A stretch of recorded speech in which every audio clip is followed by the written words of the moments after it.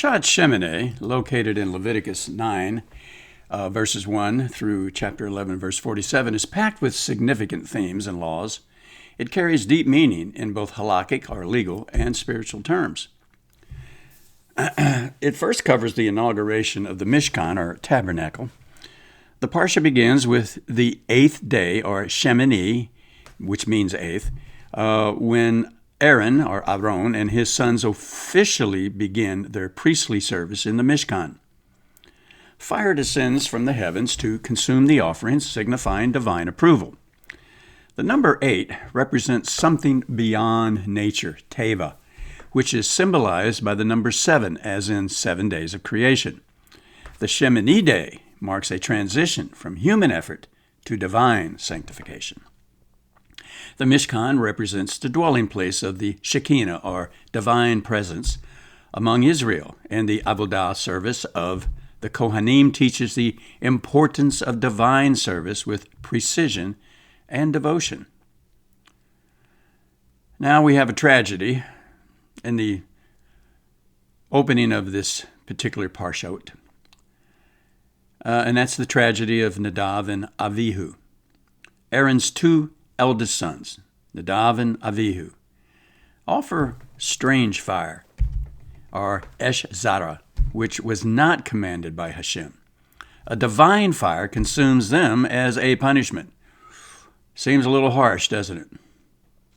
Well, why was this mistake met with such a harsh penalty?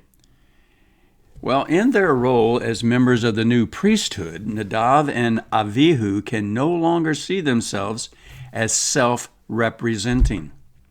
They are now agents of Hashem, and when it comes to their official duties, they acted independently, bringing in offering that was not commanded. This was allowed to be part of the Torah to emphasize emunah, or faith, in following Hashem's commandments, not play the part of the comedian and participate in personal spiritual improvisation. Some of our sages of blessed memory, like Rashi, suggested the brothers were intoxicated, performing their duties drunk on alcohol, teaching that divine service must be performed with absolute clarity and reverence. The Midrash implies that they refrained from marriage, hinting at a lack of full participation in the communal aspects of Jewish life. Despite the tragedy, Aaron's silent response, Vayidom Aaron, is praised as a model of faith and submission to divine judgment. Also covered in this Parshiot, laws of kashrut, or the kosher laws. The Torah goes on from their outline of which animals, fish, and birds are kosher, or fit for consumption. Certain requirements for kashrut include the requirement for land animals. They must have split hooves and chew their cud. Fish must have fins and scales. Birds are listed specifically. Insects are mostly forbidden except for certain types of locusts. Kashrut is viewed as a divine decree, a chok, meaning its reasons at times seem not entirely rational to the human mind, but are followed because Hashem commanded them, with us accepting that the creator of all that is certainly has its reasons for keeping certain animals and other types of life from our food tables. Some mefarshim, or commentators, like the Rambam, suggest kashrut defines the body and soul and avoids impurity. It refines the body and soul. It also defines the body and soul.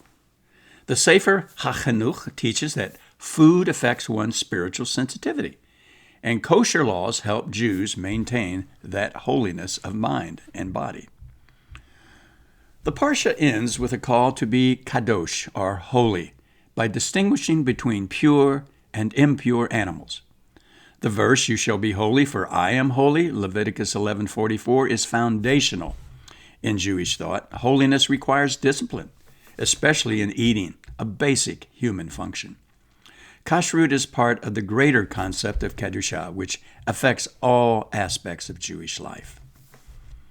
Parshat Shemini teaches crucial Jewish principles: obedience to divine will, the Mishkan service, and Nadav and Avihu's fate highlight the importance of following Hashem's commandments precisely, especially within the Kodesh HaKodashim, and the temple. The responsibility of spiritual leadership is reflected in this parshiot. Aaron's reaction to tragedy sets an example of faith. Holiness through action is revealed by the kosher laws, emphasizing Judaism sanctifies the physical through divine instruction. Since, as of this recording, we are still in the holiday of Pesach, I want to close this video re-emphasizing that Passover is so much more than an annual retelling of the story of our exodus from the bondage of Egypt. It is the deliverance received when the core elements of Passover are fulfilled in our daily lives. It is my hope for you that this Pesach is one filled with your own experience of liberation from whatever it is binding you from a life lived in harmony with Source and your fellows. Well, beloved, please like, subscribe, and share this video with others. You can find all my videos on Rumble and YouTube and across the various social media platforms. As usual, links to my Shmu's Views Locals community, Substack, and blogger page are in the description below. So until next time, I want to wish you a Chag Sameach and Shalom.